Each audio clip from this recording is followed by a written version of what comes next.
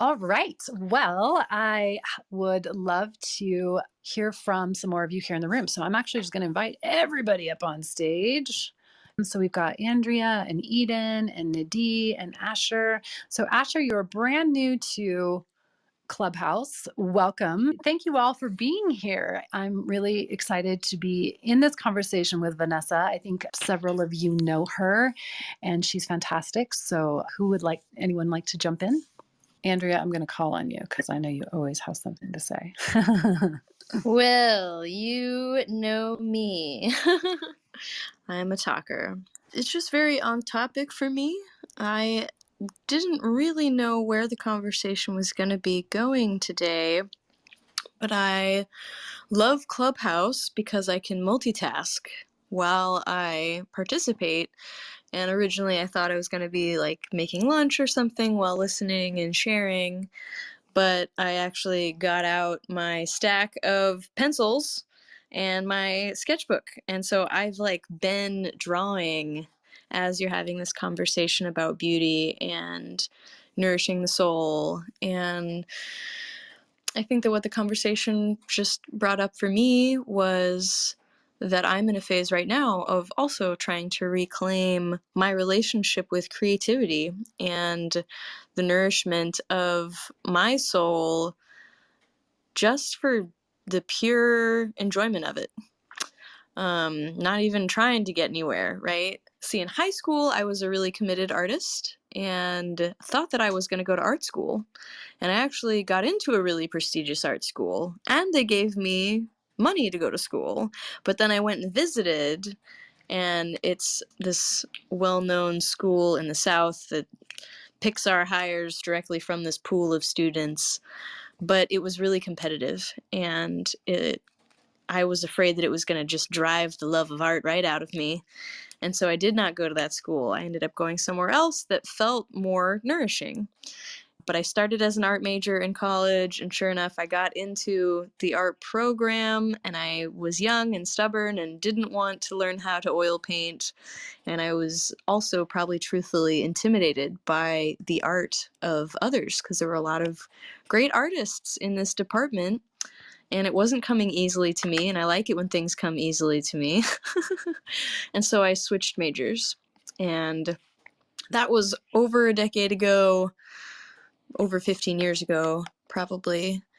And I kind of haven't really thought of myself as a visual artist since. And, you know, meanwhile, my most influential family member, my grandmother, passed away right before quarantine.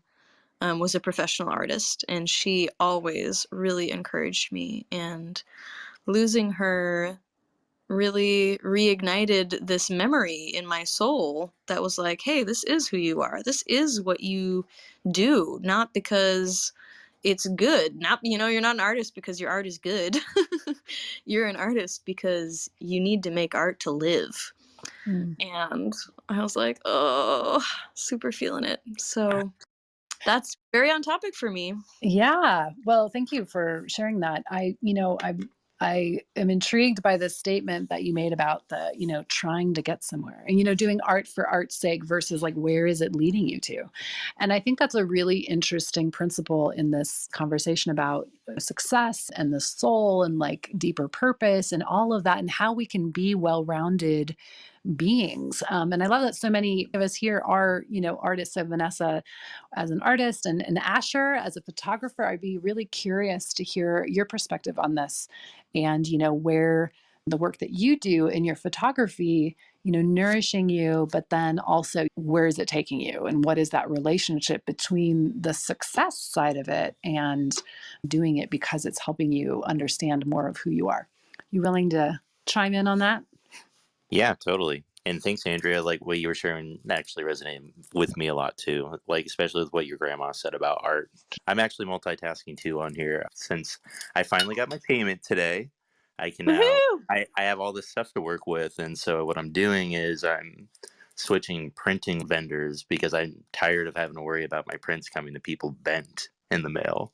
But then I also I remember how good it feels to like print something out and like have it hanging on my wall to like really like recharge my creative drive and everything. And so I'm really looking forward to how these are going to turn out. And plus, it all kind of ties in with how I value myself, and I haven't really valued myself enough with my art. And this whole rebranding is leading me to change my whole pricing structure. And I'm going to put an announcement on Facebook in a couple of days, just warning people like, it's your last chance. The prices are going to be this low because they're going way up because of everything that I accomplished last year. And it's all just kind of hitting me where like this, what I do has the power to really uplift the energy in your space, because there's a lot of energy that I put into what I do, and it's how I've been able to make it this far in life. And it's just kind of carried me. I try to act like I have a concrete plan of where I'm going and everything, but generally the photos that I take kind of guide me to where I'm going. And that's kind of what happened when I was in Tucson this weekend too. And I'm seeing the doors that could be potentially opening for me out there, and getting new clients and different kind of styles to work with. Nice. Right on. Well, cool. So I'm curious. So Nadir or Eden, anything you want to say on this? I know I've had these kinds of conversations with both of you fairly recently as well. Yeah. Hi, everybody. Can you hear me? Yeah, you're a little tiny bit muffled, but we can hear you. Okay. So I love where the topic has sort of migrated towards this tuning into the creative internal person that you, Andrea, and Asher had, kind of led with. That kind of is like really an up thing for me right now. And I would say, I'm 60 years old. I've had a lot of time falling flat on my face. And I want to really applaud you for having the courage, everybody here, to do what you're doing right now. Because I wish I had had this when I was 28. I started off in architecture. I realized I could not talk about my work and I could not talk about myself. And I didn't know what to do with that circumstance. And so I just went away from it all and found myself in different arenas to get to know myself, which, self-curated knowledge of oneself always brings you the raw information, which is necessary. You got to know yourself in the raw circumstances. But then you need to process it in a way that's safe and constructive. And I'm still doing that right now. I'm really glad to be here learning about how to bring out my art, having had to go through different circumstances. As a dad, never having really had a job prior to that. As an artist, never really making it and still having all this passion and not knowing how to, connect my ambition to my passion and then figure out how to communicate that to the world. So what I do, like Asher, you have this statement, what you do really does uplift the workplace. It really focuses people into something really beauty and beyond the mundane, and I love that. It's really inspiring to be part of this group. Thank you so much. There's so much. I love that you brought in, some of those other words we were discussing earlier today, that the ambition, the passion, and, where is that overlap between all of these? And it's just reminding me of some of the work that we did in the Elevate How You Relate workshops, where it was like looking at our work in the world and looking at value. And, Asher, as you were talking about, upgrading the value of how you're valuing yourself, but then also kind of the message that you're sending the world. And I feel like this whole notion of like nourishing your soul, the more we nourish ourselves and feed, like that richness that we were talking about earlier, the more we can hold the sense of our value, hold that sense of confidence around who we are in the world, who we are as individuals, who we are in and of ourselves, but then also who we are in the larger context of the world. So, Eden, anything you want to chime in on this? I am loving the variety of everyone's expression in this conversation right now about art, because art can be such a soul level expression and we all come in so different with different patternings of what we're here to express. And it's just really lovely to hear everyone's shares of like their connection to their art and how They are reshaping what society has put onto their art and their presentation of their art. I'm going through a rebirth period right now with my art, and my art shows up in many different ways, whether it's through dance, through song. Currently, it's expressing through pyrography and painting, which is not something that I've ever done before. And it's just, for me, when I'm going into that deeper art expression, it's like I go into another world within myself. And there was one night, I think I was doing some wood burning pyrography for about 3 hours. And I came out of it and I was like, wow, I am super not in my body right now. Like, where did I just go? And kind of had this really intense experience of coming back to the physical and being like, all right, like, this is different. I don't think I've experienced this before. So that's kind of where my world is at right now, but I'm loving hearing everyone else's shares. Yeah, no, I love the way in that description of where we can go through the experience of art, or just, in nourishing the soul in different ways. It does feel like we go on a journey, right? And that kind of reaffirms the soul as a vehicle for taking us into higher dimensional spaces and connecting us into spirit, connecting us into our creativity and our capacity to produce and be a vessel for divine inspiration coming through. So that reminds me a little bit of Vanessa. I'd love to hear if you have anything more to say on this, but then I also would love to have you tell everybody about the specific creative expression you're going to be going to here shortly, because I loved the way you described it to me earlier. Oh, yeah. I want to circle back to something that Andrea said about art and my share from earlier about the last phase of my life that I'm rebirthing from, that long period of building businesses, but not really being aligned and not really nourishing my soul. And what Andrea said was, we make art so that we can live. And really what had happened in my life was that, like, I was dying inside. I was like literally dying. The periods of my life where I wasn't making music, where I wasn't dancing, where I wasn't singing, where I wasn't really expressing like these expressions of who I am on this deep level, like those periods of my life, I was dying inside. And I have this conversation a lot with other artists and with other people that I'm creating with, that like we do this because we have to. And if we don't, there's some part of us that is not being fed and that is not, like basically dies. So, Yeah. like that really, really hit home, and even back to the analogy of the plant, because it literally will die. If we don't Yeah. water a plant, it literally will die.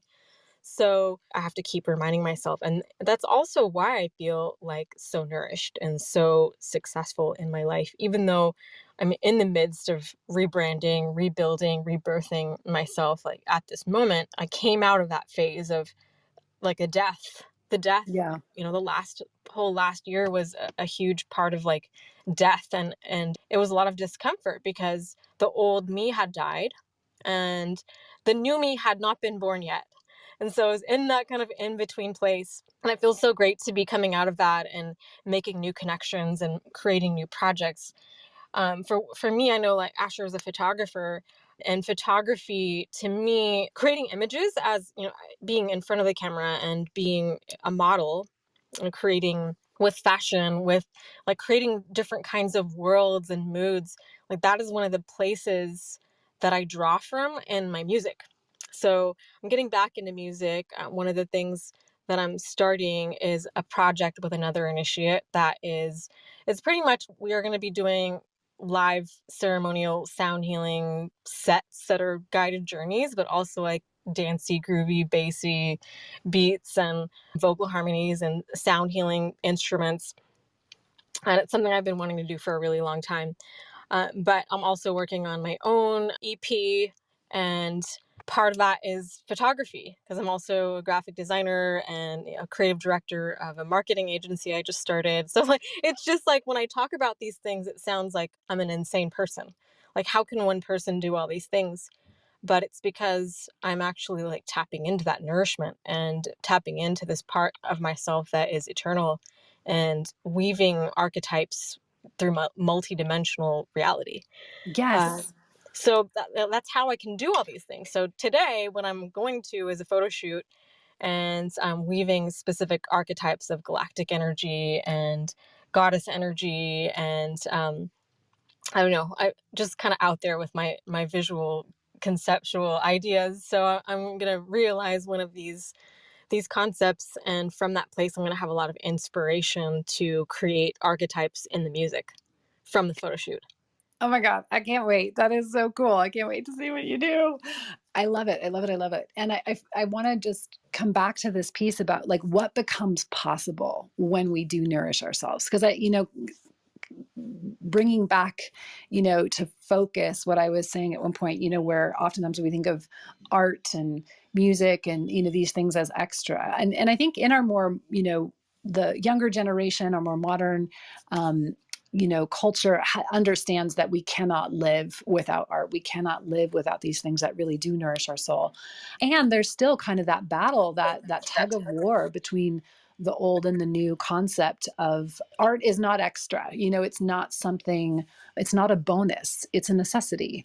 And the more we take in, the more we nourish ourselves and receive from that nourishment at that soul level, the more possibilities, the more opportunities open up to us, the more we can flow, because the more we take in, the more we can flow out.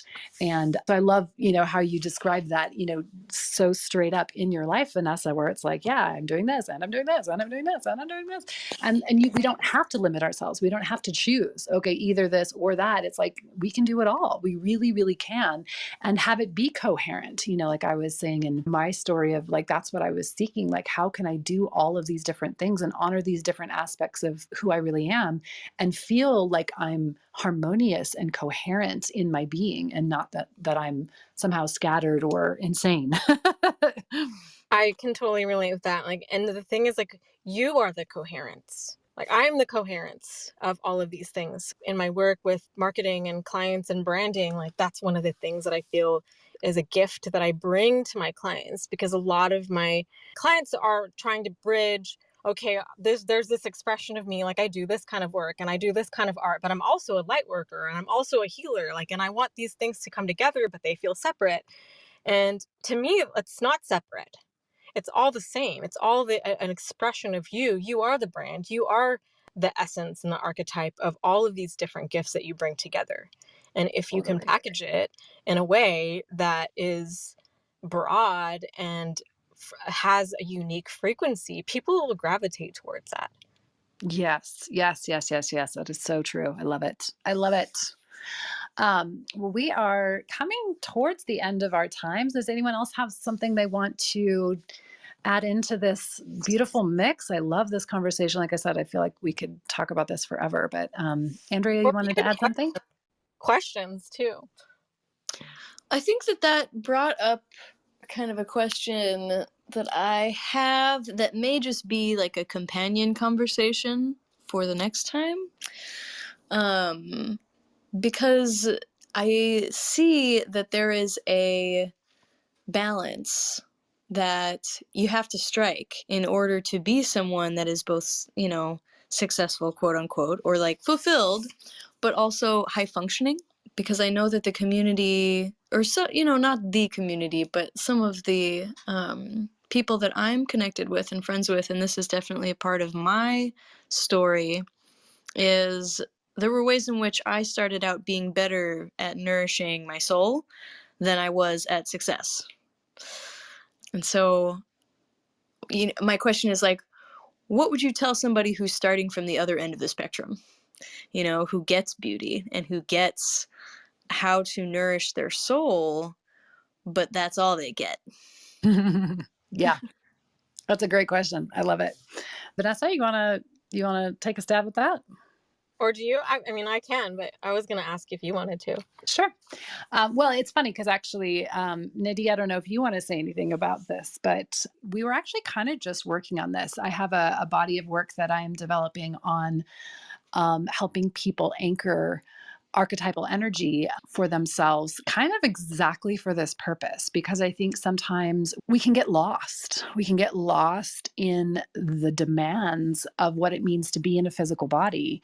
And so, what we were working on with Nadi is, he is very much, those of you who know him, and he can speak to this if he wants to, very much an artistic soul, right? Like he's a poet and, jack of all trades and lover and all of these beautiful archetypes. And then finding a way to be, quote, successful in the world hasn't necessarily ever been a major focus, or, like there wasn't that drive and ambition, earlier on in life. And so when you don't have that early on, like, how do you develop it later? Or like, how do you gain skills to be successful in navigating this physical reality? And not just this physical reality, but like society and the constructs that have been developed in our modern day, quote, civilization.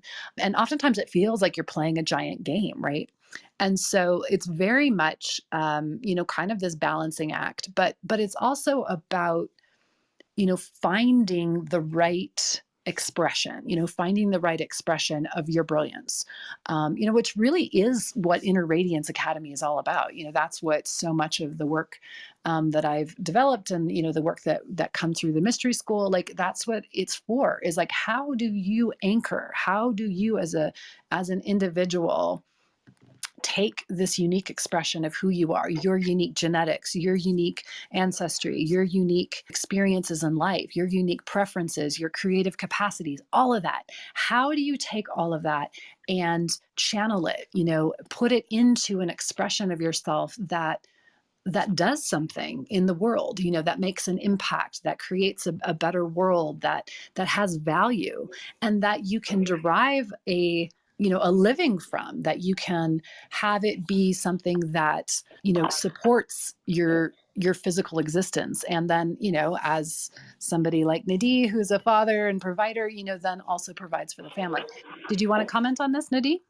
Well, I mean, I'd love to speak to you and the places where I know success in my life. I'm not a Donald Trump. Obviously, he didn't follow his artistic path. But I'm also not homeless. I think a lot of us who don't fit into the capitalist ambition model, basically, maybe in this room, there's some that can resonate with that. We struggle if we have that as our perception. But if I can get myself, and I have at times, taken how I'm perceiving what's going on out of the struggle box and into the grounding box, or whatever, the grounding, jungle gym, where I can start to feel free from the box of what I perceive to be the reality, and be open to spaces that I know that are there. I just can't access them right now. Whatever tools that really bring you wholeness really are what works, because it's ourselves who bring us our wholeness. And like right now, I'm in this process of constantly transforming myself to that place where I'm marrying these three things of passion, ambition, and reality. And all I can say is question your perception of what you think is true right now. Thank you. Vanessa, anything you want to add in on any of this? I feel like this is another area where we could completely, bounce this out to a new conversation. And I'm excited to do that because I can really relate to what Andrew is saying. Like, I work with a lot of artists. I am an artist, and we do have that capacity to create beauty and flow, but there needs to be structure and there needs to be a plan. And one of the most beautiful things about the mystery school path and the initiatory path is it teaches you to create with intentionality, idea, thought, plan, action, and to create structure that, gives a direction and purpose to the flow of the beauty that you're bringing in. So that's something I would love to talk about.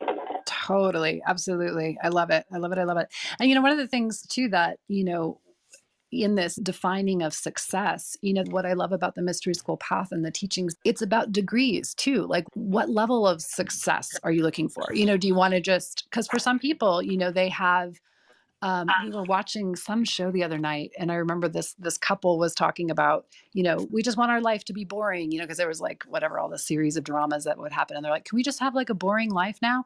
And I just was watching it, going like, wow, that is so not ever, like, I've never wished for a boring life, but that's part of what is my draw to that living life alive, what you were talking about earlier, Vanessa, where it's like, I don't want to just have this cap myself at a certain level of quote success. I don't want to cap myself at a certain expression. I want to continue to push the edges. I want to find greater mastery. I want to discover more about who I really am and what kind of an impact I can make on the world. And I think that's the other piece, just to kind of wrap this up for now, in that question that you were asking, Andrea, and what you were saying about it also, Vanessa, where having the structure to channel that creativity, to channel that art, finding that right combination, finding the right way to dial in the delivery, and so that you can make an impact, but then also using what we were talking about earlier, that following the joy, following what really brings you that sense of like, yes, this is the life, this is the juice of life, this is the nectar that I want to suck from the flower, like when we're continuously coming to our moment to moment experience from that, it's going to reveal how we can build those structures and how we can channel that creativity and that art into something that is impactful in the world. So juicy. Sign me up. I live there. Awesome. Well, I just want to thank you all so much for being here. Any final comments from anyone or anything as we wrap up? I just want to say this kind of goes back a little bit, but like when you were talking about doing so many things, Vanessa, like it was really inspiring because a lot of those things are like my goals for this year to accomplish, just like being a graphic designer and stepping in front of the camera, but still being behind the camera and like kind of adding more elements to being a creator. So Amazing. thank Go you. do it. Go do it. Awesome. All right. Well, I'm going to give big hugs to all of you. Thank you so much, for being everyone. here. And thank you, Vanessa, for joining us. And please let's keep this conversation going, because there's so many more facets we can start to polish and reveal and unfold. So, Sending you all so much love. all right. Have a wonderful rest of your day, everyone. Thanks, everyone. Thank you, everyone. Thank you, Vanessa, Vera. Thank you. Awesome.